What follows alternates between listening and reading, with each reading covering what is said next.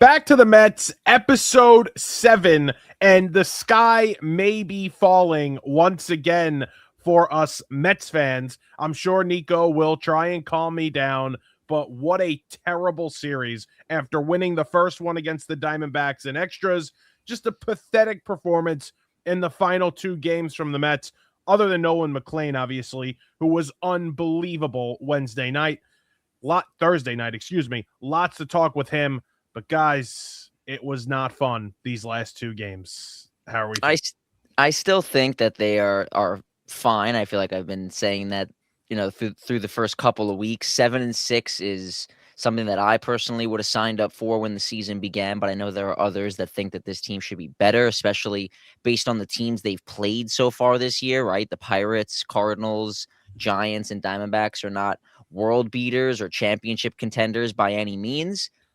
But I also didn't love the way they looked this week. I thought they were really going to build some positive momentum off of taking 3 out of 4 against the Giants. And you saw that, Tuesday, but then it, for whatever reason, just didn't transfer over to the other two games in the series. We'll talk about the bullpen and David Peterson and the pitching, but I actually wasn't a fan either of what I saw this week. So a little concerning, but still overall not freaking out just yet. Yeah, I agree. It's just a tough series. It was a lot of things that went the Diamondbacks' way, especially defensively. A ton of great defensive plays they made out in the field and just held our offense in check, and just not much they could do about that. You know what my problem is, though, Nico, and it's not with you. I don't have a problem with you. It's that you did not love this team coming into the year. You weren't as high, I think, as Scott and I were and others. Right. So you saying, oh, they're right where I thought they would be, or I'm not totally worried yet because I kind of thought this would go this way, that scares me a little bit. But I think that there's a better chance of them flirting with, the being in the range of just above 500 going into, June, July, maybe even August, and then they find a way to get hot down the stretch. I think that's more likely than them just being a great team all the way through. Because if you look at the last 2 years, I know it's a completely different team in terms of the roster, at least for the lineup's sake. It seems like it's like hit or miss. Like in 2024, they were great or bad in the beginning, great in the second half. And then in 2025, they were great in the first half, bad in the second half. You've seen it with teams even in the past, like 2015. They were around 500 for most of the first couple of months. And then all of a sudden they trade for Cespedes. And then boom, the last 2 months they take off and they're incredibly hot. I don't think that it's going to be a consistent ride all the way through where they're this 90-plus win team all year. You're going to see weeks where they struggle, and I don't think there's reason for panic, because if they were 3-11 right now, it'd be like, you know what? Yeah, we have serious issues. But they're 7-6. If by the end of May, I mean, we're going to have plenty of time to talk about it once we get there, but by the end of May, if they're 5 games over 500, I'm going to be okay with that. I think it's right where they should be to keep themselves in contention throughout the year. But it's like the perfect world scenario. It's what we've seen in the past, and I love it. I remember telling people actually heading into that 2024 season, like I would rather be the scrappy wild card team that gets in than win the division because of the history we saw with the postseason and just in general with Mets history. You bring up 2015. Now you have 2024 as an example. When you started off poorly or not so great, and then you finish the year strong and go on a run. That's like the ideal world. Why can't we have nice things? Why can't we have one of these 90, 95 win regular seasons where we're one of the best teams in baseball all season long and we get to the postseason? And I'm not even saying you have to win the World Series. I'm just saying, let's get to the National League Championship Series after winning 95 games in the freaking division once in 11 years. Well, the one time that they did that was 2022, and they still didn't even win the division. So it's like you're going to sit here and wish for them to be this great team for the entire year, and then for all we know, the Phillies could get hot too and win 95 to 100 games, and the Mets end up as the 4 seed anyway. So I'm not too concerned about, what they do now in terms of like trying to win the division. There's plenty of time for them to go on a run we've seen it before where they can win, 12 out of 14 in a 2-week span. So just stay afloat right now. I don't think this team can right now. I mean, this team, the way they're playing, the way offensively that they look, they cannot do that. And it obviously starts at the top. It's always started at the top with this team with Francisco Lindor. Since he's gotten here, it was him and Alonso. When him and Alonso were together, if those two weren't hitting, the Mets don't hit. And right now it's Lindor. When Lindor does not play well, he does not produce offensively, this team goes cold. And we're seeing this right now because he still doesn't have a freaking RBI.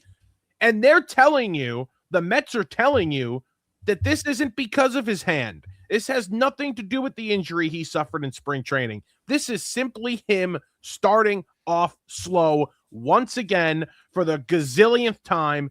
And it's frustrating. I was going to wait to bring this up, but because we're 6 games short still of the time that Francisco Lindor has played 771 games as a New York Met. He played 777 games with Cleveland. So we're 6 games away from seeing, the exact same amount of games played for both franchises. And I wanted to compare and see if he's been better as a Met or not. And if you actually look at the numbers, he really hasn't been. His OPS career with the Mets is 796. With Cleveland, it was 833. His average with the Mets is 259. He was a 285 hitter with Cleveland. So we talk so much about how Francisco Lindor has been this great leader for the Mets ever since he got here in 2021. But the play has not been as good as what we probably thought it was going to be when Steve Cohen first traded for the shortstop. It is. That's fascinating. That's actually fascinating because you look at what he's done and you look at, just his value, look at his WAR numbers. They're all very similar, if not better than what he was when he was with Cleveland. It was, you're getting a very good player. We've gotten a very good player. I feel like somebody that has come close to an MVP at one point, but I guess it does feel a little bit different. It's so long ago, though, too, at this point, where when he first got here, I remember comparing him to what he was in Cleveland. Now I don't even look at it. I don't even think about it anymore when I think about Francisco Lindor. And I still want to say, too, I am completely satisfied still to this day with the trade. I love Francisco. I think he's been a great Met. So I'm not here to say that this trade was a disappointment and the Mets, are overpaying Lindor the $34 million a year he's getting. I'm just pointing out, that maybe he's not the greatest player of all time, where in 2024, rightfully so, because he hit those big home runs, that's, how we treated him. But I do think that, it goes both ways a little bit, where it's like he hasn't been maybe as good as we thought he'd be, but it still is a good trade that the Mets made. And I'm happy that Francisco Lindor is here and plans to be here at least for the next 5 years. How about Rosario, by the way? See him with the Yankees? Oh, stop. He's playing well. No, I'm not saying it like that. I'm literally just pointing out that Ahmed Rosario is playing well. That's it. And you know what? I'm happy for him. I'm happy for him. Jimenez has done well for the Blue Jays, too. He's been all right. You're saying this year or as a Blue Jay? I mean, as a Blue Jay. He was all right with Cleveland, but his OPS is way too low for me. Like career-wise. Like there's obviously more of a sample size with him because he plays basically, or has played most days. Yeah, but I think he's not a guy that's going to hit for a lot of power. So the OPS being down isn't surprising for me. I'm just happy for Ahmed. That's all. He loves hitting in Yankee Stadium. One of our failed prospects. He does like hitting in Yankee Stadium. That's correct. And Dominic Smith too had the nice start with Atlanta. I got to say that bothers me though. Like, of course he goes to the Braves and gets off to a good start. Like really, it's them and the Yankees. They could find any random player and make them good. It was like Matt Carpenter the one year he went to the Bronx and became like the greatest hitter they've ever seen. Like, stop. The guy was way past his prime, was on the verge of retirement. And of course, the Yankees find a way to resurrect this guy's career. The same thing's going to happen with Dom Smith in Atlanta. I just know. No, that's not gonna happen. This is a Linsanity run for 2 weeks and it'll be done. I will make a wager with you, Mets tickets, that he is DFA'd by June. I hope you're right. It's the curse of the Mets. All of their rivals find a way to do this, but then we bring in a guy like Jared Young thinking that the same thing's going to happen, and it just doesn't. Well, Jared Young's a legitimate player. He's a legitimate player. I love Jared Young. I love Jared. Loves a stretch. Why is Jared? Right. Hold on. Let's have this conversation. Why is Jared Young not playing over Carson Bench most days? Let's have that conversation. Jared Young has a great weekend in San Francisco. Had a good week in St. Louis, the one prior. Has the big game Sunday, doesn't play. He doesn't start over Bench in those games against Arizona. If Carson Bench is going to be on this roster, he has to play. Whatever level he's at, whether you have him in AAA, AA, or the major leagues, he has to be getting reps playing every single day. So if you don't want, him playing at the major league level, you'd rather Jared Young start, that's fine. But then you got to send Bench down to AAA because he cannot ride the bench every day at the major league level. That's just horrible for his development. I'm not saying ride the bench. I'm simply saying Jared Young just went 3 for 3, made a great play in left field. Let's get him in the lineup the next day. I completely agree with you. I understand that Bench has to play. The development of Carson Bench is more important than winning a game in April. I get that. But these games do count. Imagine if they won one more in April last year, right? They'd be in the playoffs. Bench plays, no doubt, but Young should have been in there. Young should have been in there at least one of those games. There are ways to mix him in, though, right? I mean, I get it. They want Alvarez in the lineup every day, but, why have him DH yesterday? There was no need for that. He could have played behind the plate. Again, it wasn't like they were playing a day game after a night game.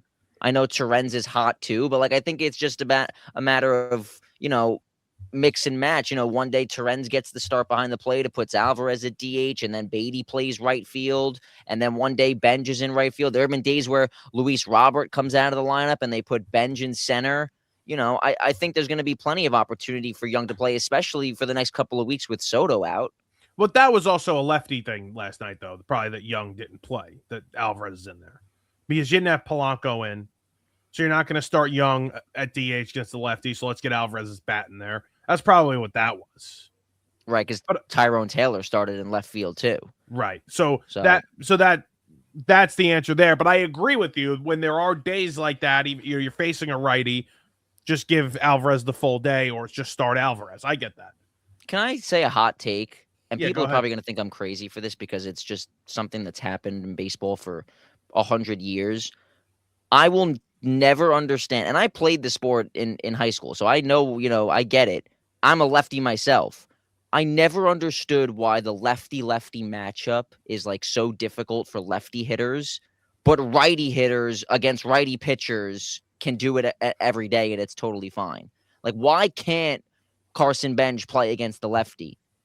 But every day it's no problem at all for, Pete Alonso to be in there being the everyday first baseman when constantly there's righties on the mound. Were you a lefty? Yeah. And you never had the issue lefty-lefty? I mean, I don't think it, even if I did, then why don't righties have that same issue? I don't see, and I agree with you. I don't know why the righties don't have the issue, but I understand the theory where it's because they don't see the ball as well coming out of the lefty's arm. It's a visual thing for the lefty. Yes. Righty, I kind of just feel like it's right in front of you. There's really no way to hide that ball. I just think it's a full visual thing. But I don't know. It should be the same thing. What's the word I'm looking for? It's on the opposite side, but you're also a righty hitter. I don't know. It always bothered me that these lefties that come up, because it was the same thing with Beatty when he first got called up too. It was they're scared to play him against a lefty pitcher. Conforto was the same way too when he first got called up in 2015. Enough. Just let these guys play every day, and this shouldn't be an issue. Why do we have to worry about this? Scott, it's one of my biggest pet peeves. Scott, were you a righty or a lefty? I was a righty. But I don't know. I've always even just playing video games, MLB The Show especially, if it's a lefty-lefty matchup, I hate it. I don't know what it is. Can't see it. It's so weird. Biggest myth in the sport is that lefty hitters That- can't hit lefty I don't think pitches. it's a myth. That's the hill you're gonna die on. Yep. That's the one If hill you're gonna righties can do it just fine, then so can lefties. Enough of the nonsense. It's incredible. I did always wonder that, like growing up. I did. Like, why don't the righties have the issue? But I think it's just you could see it. You could see the ball. I guess, yeah. You could see you're not blinded. You have no blind spot to it, at least. Be a lefty. Be a lefty first baseman or a lefty pitcher. You'll make a lot of money. When I have a child, okay, they are gonna get a baseball in their hand whenever they can start walking, and they will start throwing that ball lefty. They're gonna be ambidextrous. They're gonna be switch hitters and switch pitchers.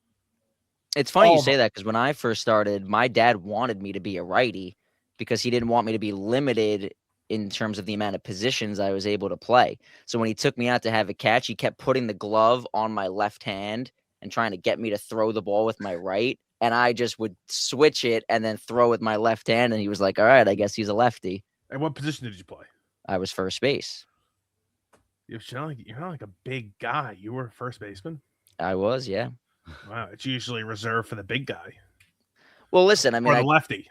I didn't want to play the outfield. So like the outfield's boring. Who wants to go out there? I kind of still have this like issue. I have a fear of heights. So when I would like go for a fly ball when I played, like I'd have like issues like following the ball and like not being able to like look down and then look back up and try and look at it again. Like I think it's a height. I think it's just like a height thing, like a height issue. But I used to be scared of fly balls, pop flies. I could understand being scared, like when you go up, like if you're like at the top of the Empire State Building or on a roller coaster, but you can't even look up. No, like I can look up, but it's like the motion of running for the ball and then looking up at the same time while you're moving. Like that scared me. It still kind of does. Like, I've never heard of such a thing. Like I play slow pitch softball. If there's a pop fly in the infield, I'm the pitcher. If there's a pop fly in the infield, I sprint to like where away from the ball. I'm like, what do you guys got to get that ball? Well, that's actually what you should do, right? I The know. pitcher is never supposed to catch the pop up. But I'm scared of it. It's not because the pitcher shouldn't. It's because the pitcher's scared. The pitcher is scared to catch the fly ball. Anyway, we digress. My stock up is Nolan McNeil. I don't know how it could go any further up, but it is. Pause. I got messages last night on my phone while I was driving home. I was listening to Howie last night, and then I went back and watched a lot of what Nolan did. And I got so many texts that just said, I'm having flashbacks to Jacob deGrom. Like, and I was like, yeah, so am I.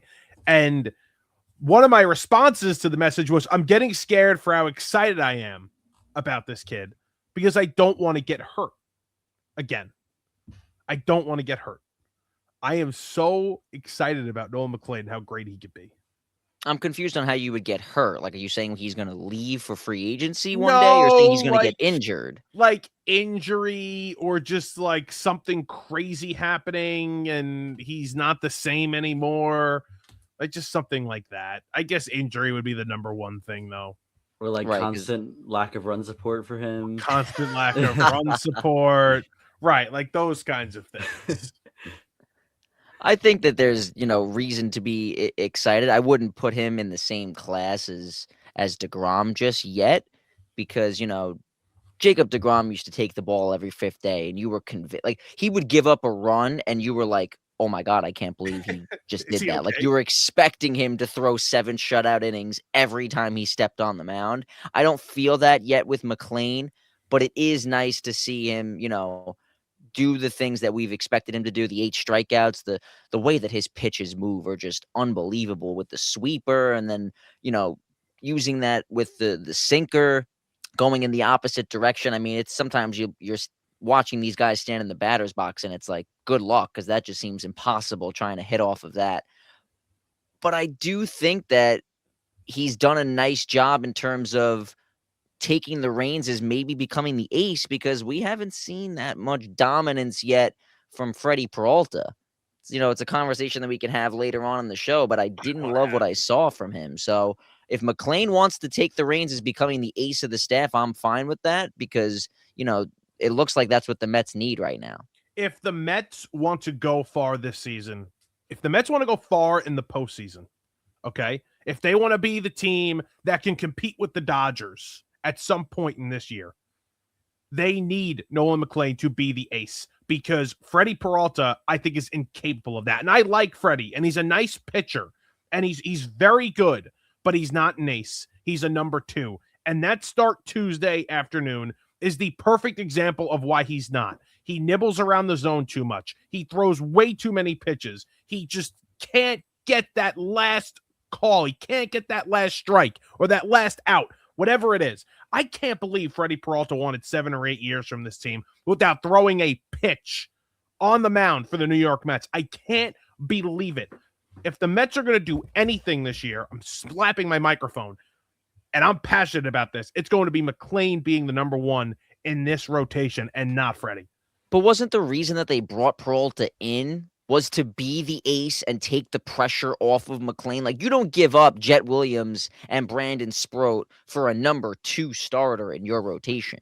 This guy was supposed to come here and be the ace. He was top 5 in Cy Young voting last year. So I don't think it's fair to say like, oh, it's all right, Freddie will just be the 2. Like, no, dude, you're supposed to be the ace of this staff. Start pitching like it. I just don't like, and again, that's fine.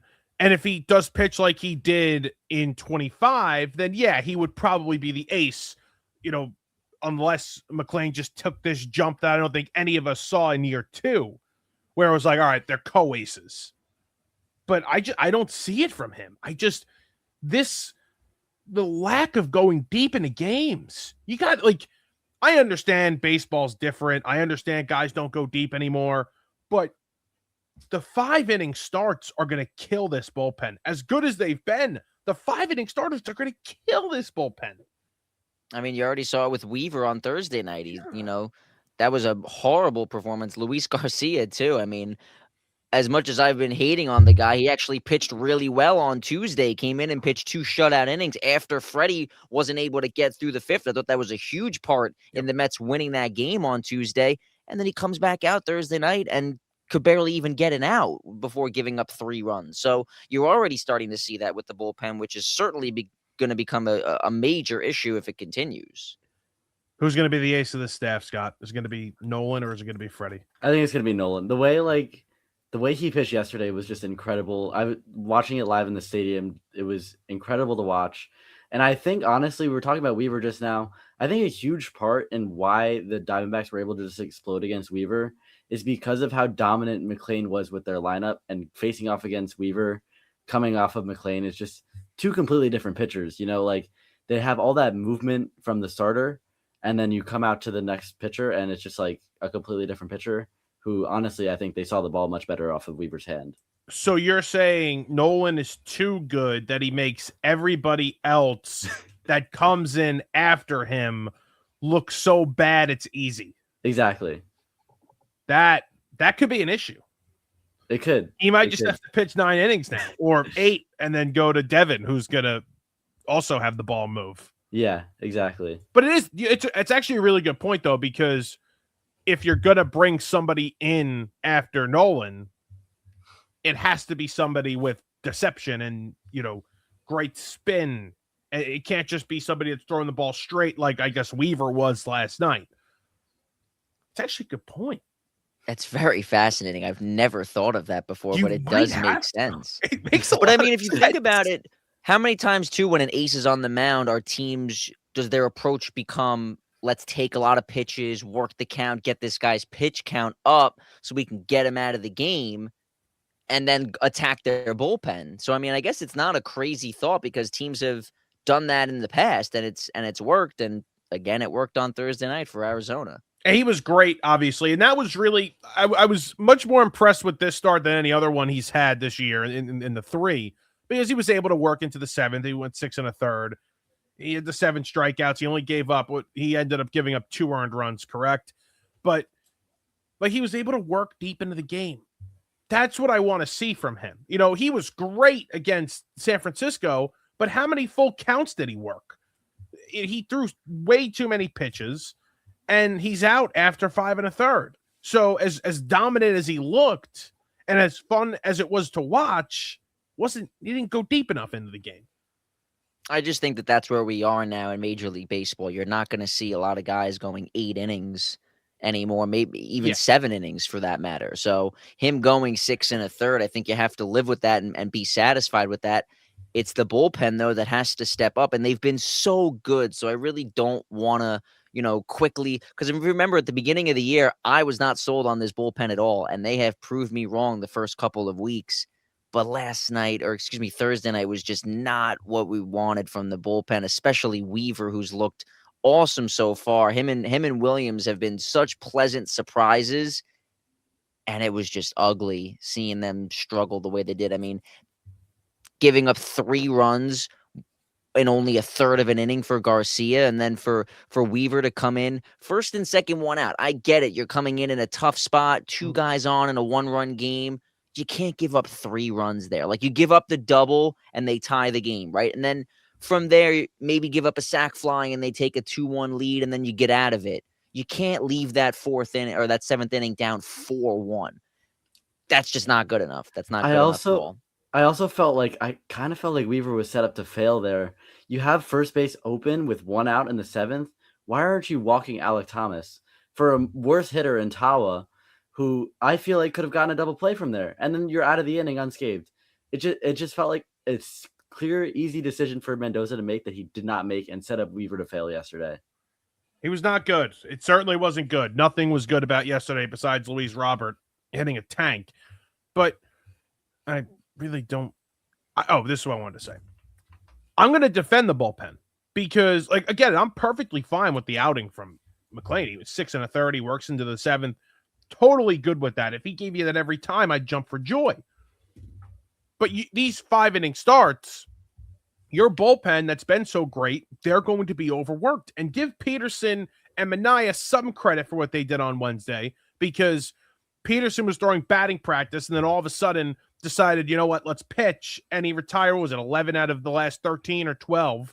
And then Manaea came in. And they really saved the pen. They basically gave the entire bullpen a day off after that. So that was nice. Now everybody's rested for Thursday.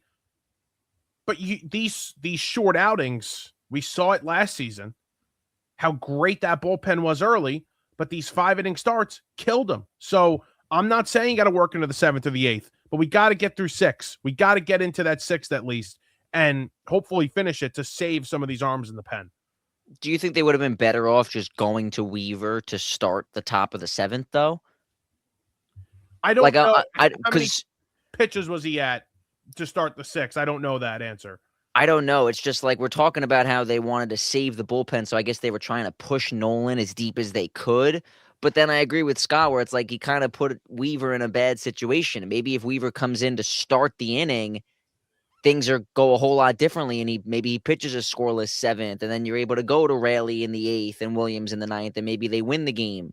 So I don't know, but it's a fine line that Carlos Mendoza has to play along, because you want the pitcher to go as deep as possible to save the bullpen, but you also don't want to put your bullpen or relievers in tough spots the way he did last night. I don't know. I'd have to see how many pitches he had, but it's a good point.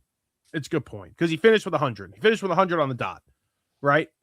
So if he started that inning with 85 pitches, 86 pitches, I'm totally okay with setting him out there. I mean, that's what I like to see that, though. I'm biased to that. I like to see the guys go deep in the games.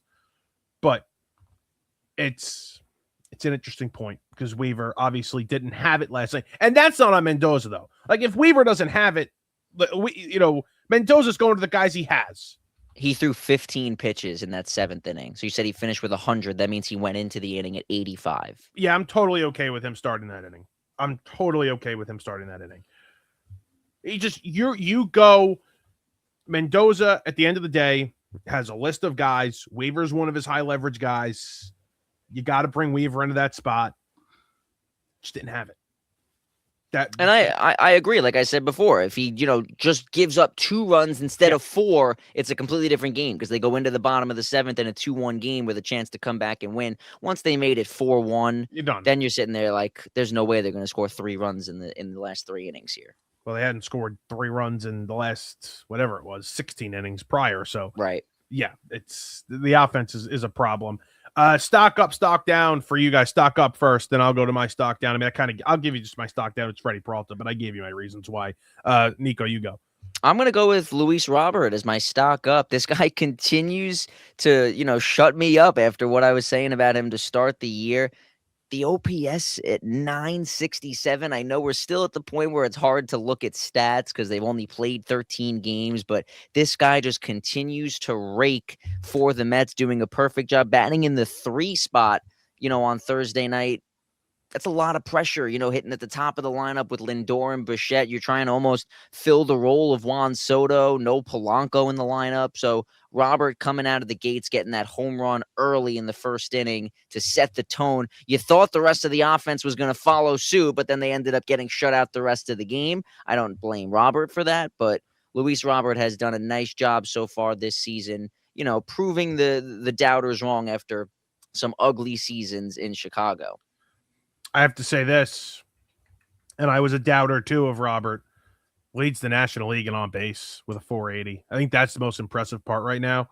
And we've talked about it early. We talked about it after the first game of the year, let alone the first series of the year.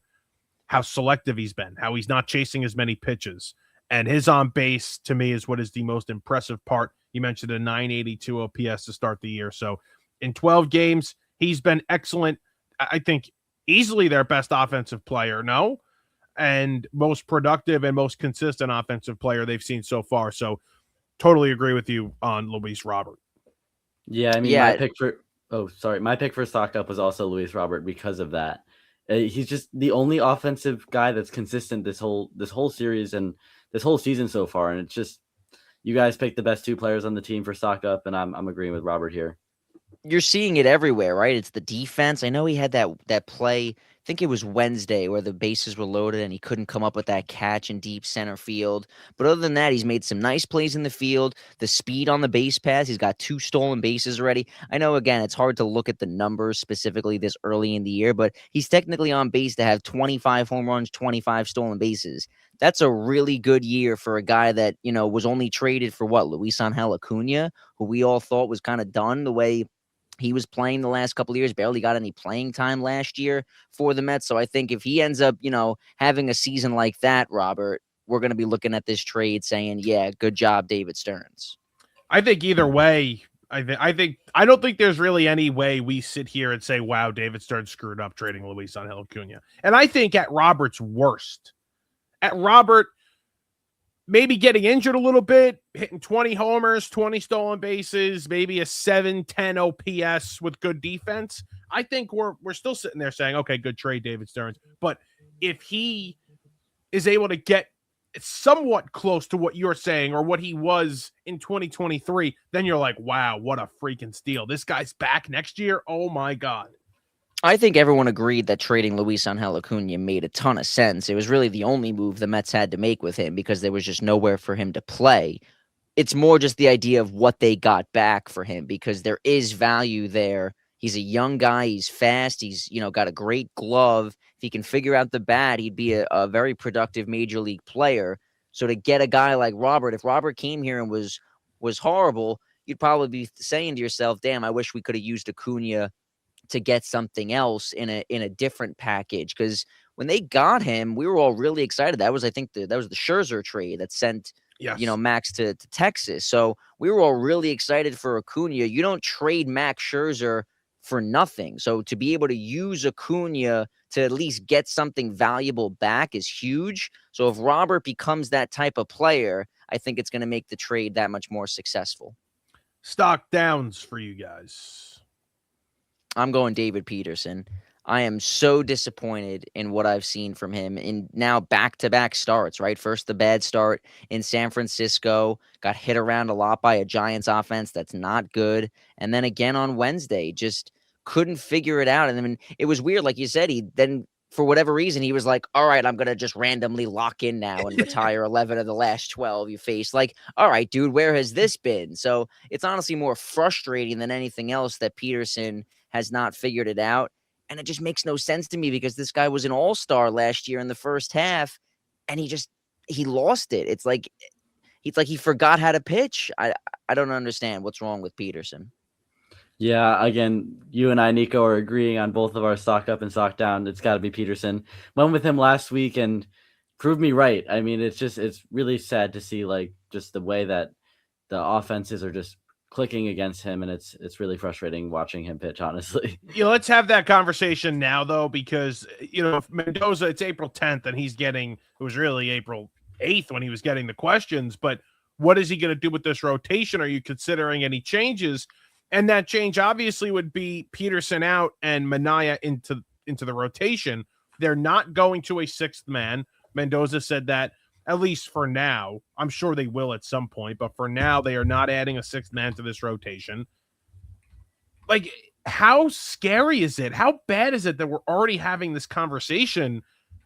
Is David Peterson a starter in this rotation?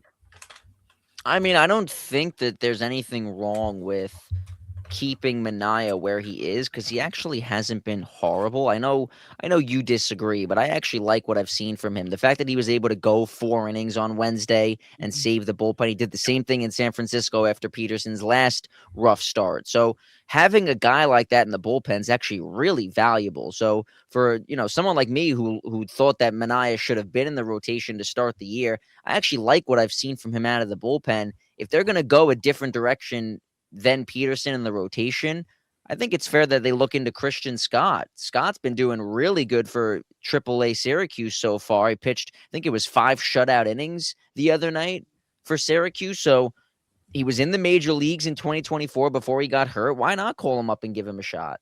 I'll give you this. McNeil was good the other night. He was, 4 innings, only 2 runs. He saved the pen. I agree with you. I just don't know how he would look over, 4 or 5 innings starting the game. That we'd have to see it. I'm sure we'll see it at some point this year. But Scott, I'm excited. I'm a little excited about Scott, what he could bring, what he could do. Just I don't know if he's ready with the injury. I know they don't want to rush him back. Him and Tong, they just put together 2 good starts, both of them. So you're gonna see those guys. It's just the conversation's happening right now about who's going to come up is scary because you thought it was going to be, who's going to be the 6th man when they eventually decide to go to 1 later in the year.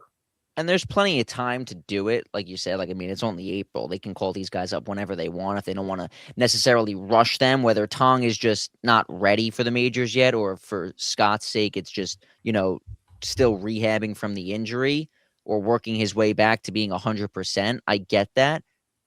But David Peterson if he continues to do this, is probably not going to be here next year.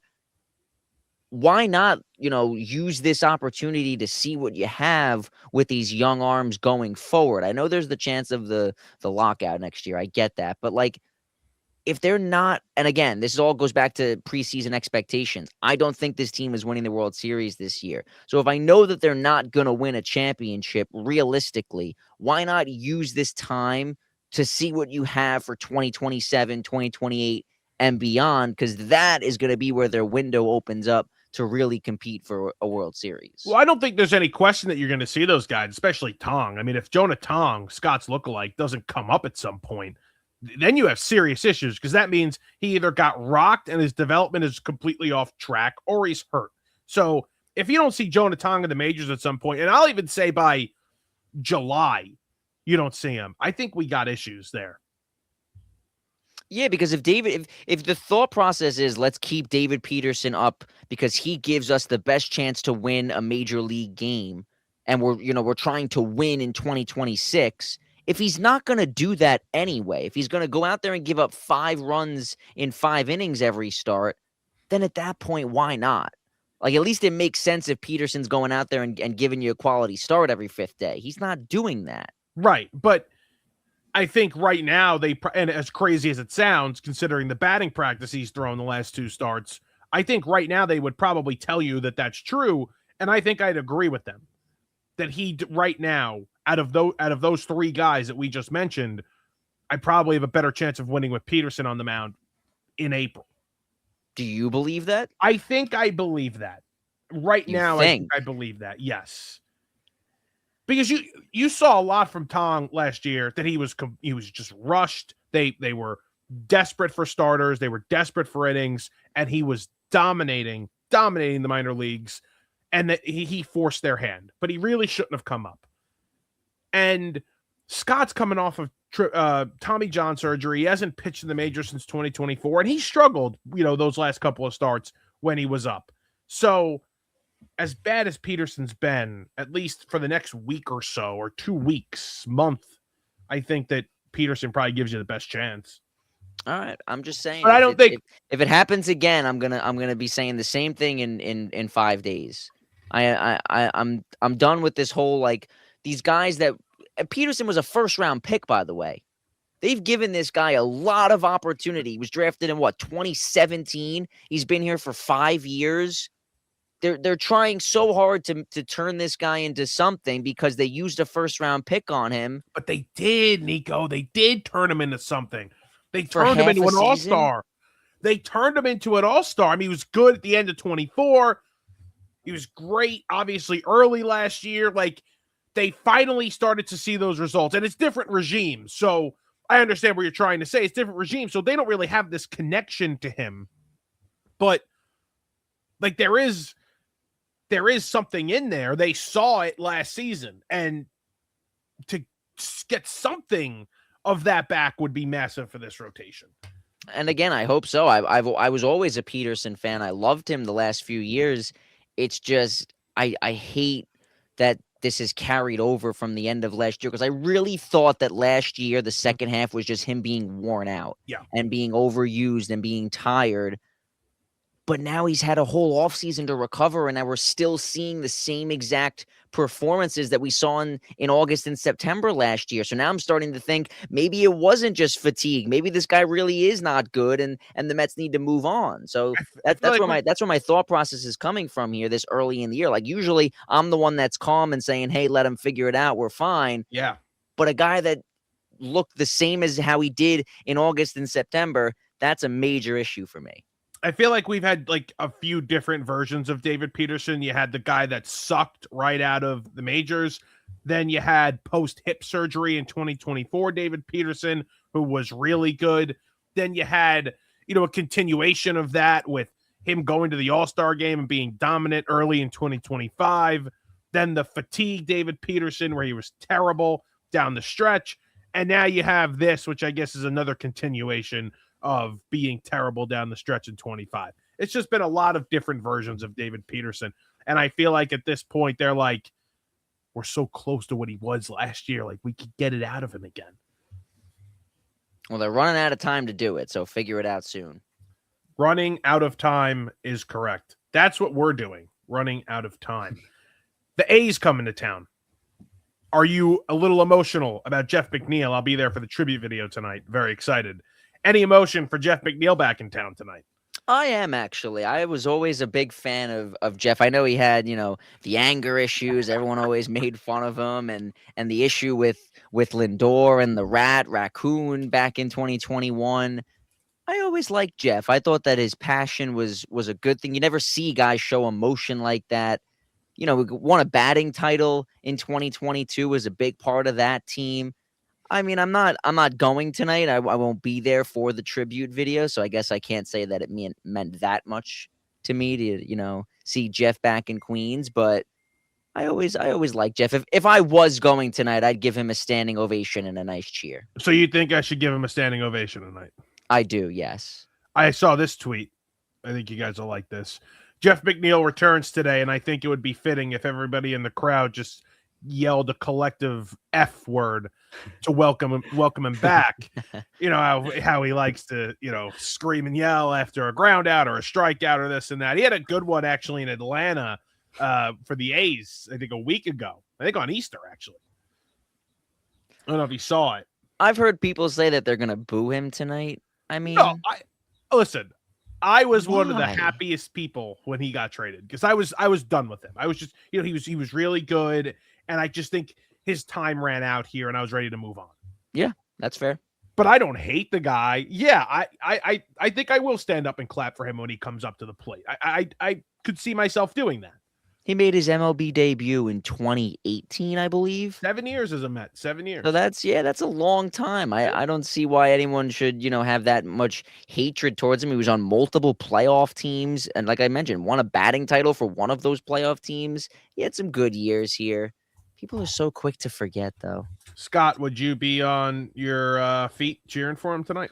So I was at Yankee Stadium yesterday, and he comes in as a pinch hitter. Me and Billy Nafash, friend of the pod, stood up, gave him a standing ovation. We're probably the only people in the stadium, but it was our respect moment, tip of the cap to Jeff McNeil. I love him. I met him a few years ago. Great guy. Just nothing but respect for him, honestly. So you'd be up and down cheering. Okay. Yeah, absolutely. Okay. The pitching matchups this weekend. We've got just had it up. The wrong tab's open. All right. We've got Clay Holmes tonight taking on JT Ginn. He was a Mets prospect. I don't know how you say the name, though. Yeah, that's who they traded for Mr. Chris Bassett over there. Is it Ginn? I think it's Ginn. I don't. I guess we'll find out later, but we'll find out tonight, and I'm sure he'll have a nice game. That is tonight's matchup. Saturday, Sanga's on the mound against Jacob Lopez, a lefty, and then Sunday afternoon, you've got Aaron Savale against Mr. Freddie Peralta, who will look to bounce back. This is a deep lineup, though, for these A's. This is a good lineup. I know Nick Kurtz hasn't really hit, and you've had, Shea Langoliers get off to this great start, but it's a deep lineup. And I think, some of these Met pitchers are going to have to be careful. I mean, the Yankees just saw it. They lost 2 out of 3 to them at Yankee Stadium. So it's going to be interesting, this game, this series. I'm actually excited to watch the A's this weekend. Yeah, I think they're, a pesky team, the A's. Brent Rooker did leave the game on Thursday with an injury, so that's something to keep in mind. I'm not sure if we'll see him this weekend, but I'm excited to watch this team. It's a team that the Mets don't get to see very often, so, they're only here, once every 2 years, once every other year, so it'll be cool to see them come to Citi Field. I'm excited for Sunday. Going to be the first time, that seeing Jeff McNeil back as a visitor. I know they won't do the tribute video because obviously that's for Friday, but I'm going to give him a nice standing ovation. I do think, though, that the Mets need to take 2 out of 3 in this series, because to come home after taking 3 out of 4 in San Francisco, everyone was so panicked after the Cardinals series, and then they quieted everyone by winning 3 out of 4 in San Fran. You can't follow that up, though, by coming home and having a 2-4 homestand before going to Dodger Stadium and Wrigley Field. They have to win 2 out of 3 this weekend at home against an A's team that I know we're talking about how they're pesky. The pitching is though. I want to see the offense, pick things up a little bit. This is a team that the Mets are better than, should take 2 out of 3, salvage this homestand a little bit, and end it, at least taking 2 out of 3 by being 500. If they want to sweep the A's, then yeah, that's awesome. But I think they, at the very least, have to win this series at home. LA without Soto is going to be interesting. And then Chicago, like you mentioned, right after that. Quick, actually, about the schedule, because you just brought up something with the schedule. And good friend of the pod, one of my good friends, John Plumeri, texted me the next morning after we recorded. And he was talking about the schedule, how basically every week, and I'm reading the message, they travel out west until June. Almost every other week, they travel out west until June. And he asks this question. He wonders if this is Major League Baseball trying to say, hey, screw you guys. Let's get our realignment, make this easier, and maybe help I guess sabotage the schedule to make the realignment easier. I would love a realignment. Give me Mets, Yankees, Phillies, Red Sox in a division. Are you kidding me?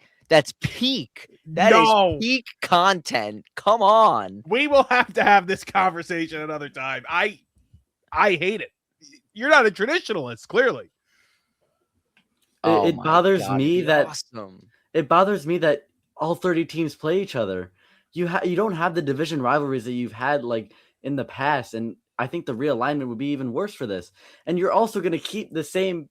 Every team's going to play each other no matter what. It's going to be the same travel schedule. It's going to be the same everything. It's just different divisions. It just doesn't make any sense to me. I don't need to watch Mets Nationals 19 times a year, though. Like, they were playing the division opponents way too often. I agree. I agree with that. Because I think, is it 12 or 13 now? I think it's 13. It's 13, yeah. 13's fine. I'm okay with 13 times. That's fine. I agree with Scott, though. I don't think every single year we have to play the A's or the Indians or the Guardians, excuse me. You don't have to do that. That's too much. Like, to me, it just bothers me. Like, we have teams like the A's coming to Citi Field, and we just had the Diamond. Well, the Diamondbacks are in the NL, but what I'm trying to say is we've had these visitors, and we're going out to California, and we don't have the Phillies coming to Citi Field until June. We don't play the Phillies until June because of this whole schedule thing. That bothers me the most. Yeah, I get that point. They didn't play Atlanta until June last year either, so that's certainly something that I guess hurts you with the schedule. But interesting. We're gonna have to have this realignment debate at some point. We'll have a lot of time for it, I'm sure, when they're bickering about salary caps and stuff. So we're definitely gonna have this realignment debate. We'll do a whole episode on realignment, and you're gonna have to present ideas. You have to sell us on it. Oh, I'm ready. And then I'm gonna have counterpoints back all ready to go. All right, we'll set that up for later. Okay, we will be back probably Sunday. We're going to figure out Sunday or Monday after the A series, right before the Mets head to LA to play the Dodgers on the road once again out west. We're going to have a Joe Buck game, by the way. We'll talk about that in the next episode. Thank you so much for listening to episode 7. Check out all of this content and more on YouTube. This is going to be up on YouTube. This is going to be up on Spotify, Apple Podcasts, wherever you get your podcasts, and check out the social media pages on YouTube, TikTok, Instagram, everywhere on social media.